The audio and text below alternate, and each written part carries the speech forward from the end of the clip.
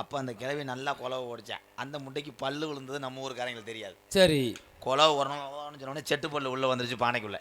அட சரி, டேய். பானையை அலசுறதுக்கு போகிறாங்கடா நம்ம காரியாவட்டி பக்கத்தில் உள்ள பாரவத்திக்கு. அட யோ.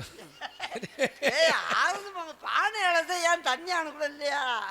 அங்கே ஒரே ஒரு பங்காளிய பிறந்தது ராமலட்சுமணி. அவன் வீட்டில் தான் அலசணும்னு இங்கே நம்ம பங்காளிக்கு வச்சான். சாமி சொல்லிருச்சு. இல்ல சாமி, இங்க பச்சை தண்ணி இருக்கும், அவங்க இந்த தண்ணி இருக்கும்.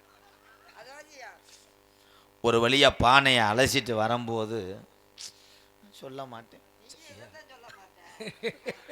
ஒரு வழியாக பொங்கலை வச்சு கிண்டம் போதே நடந்ததை கேளுனே சொல்லி சொன்னாண்டா ஏதோ யோசிக்கிறாடா. மண்டவளத்தை மறந்துட்டாங்க. பத்தியா சொன்னா மண்டவளத்தை மறந்துட்டாங்களாம்.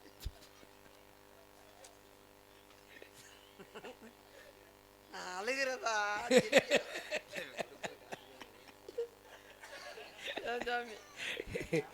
கொடுக்குற காசுக்கு என்ன எத்தனை பொய்யக்கு போட சொல்ற?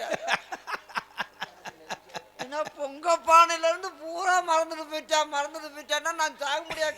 கேட்க மாட்டேன். கேளியா ஏய், பொங்க வச்சுட்டாங்க, முடியடா. பொங்கலை வச்சு கெடா வெட்டினா தாண்டா பேர் வைக்க முடியும்.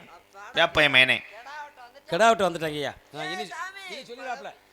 பொங்கல முடிஞ்சிருக்கா? ஆமா ஆமா, எத்தனை இருக்கா யாருக்கு தெரியும். கெடாயை போய் பிடிச்சிட்டு வரும்போது அந்த கெடாயை எப்படியா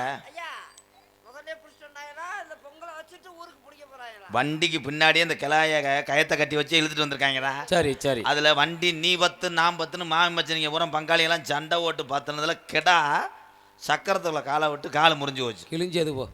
சக்கரம் முறிஞ்சு வச்சா இல்ல கெடாய்க்கு கால் முறிஞ்சு வச்சா? கெடாய்க்கு